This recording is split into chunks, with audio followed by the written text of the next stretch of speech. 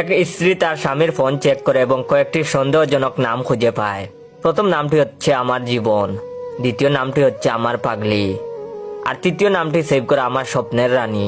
তখন মহিলাটি রাগান্বিত হয়ে পড়ে এবং প্রথম নাম্বারটিতে ফোন করে, দেখে এটা তার শাশুড়ি অর্থাৎ তার স্বামীর মা।